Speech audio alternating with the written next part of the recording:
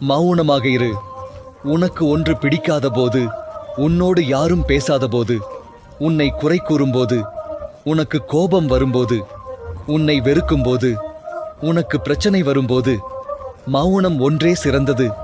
எல்லாம் முடிந்ததென சோர்வடையும் போது சில நிமிடம் எட்டி பார்க்கும் சிறு தைரியத்தை பிடித்துக்கொண்டு மேலே வந்துவிடுங்கள். நாளை நமக்கென மாறலாம். உன்னிடம் உண்மையான அன்பிருந்தும் உன்னை விட்டு விலகியவர்களுக்காக ஏங்கி உனது அருகில் இருக்கும் உன்னத உறவுகளை இழக்காதே. அனைத்து மனமும் ஒன்றாக இருப்பதில்லை.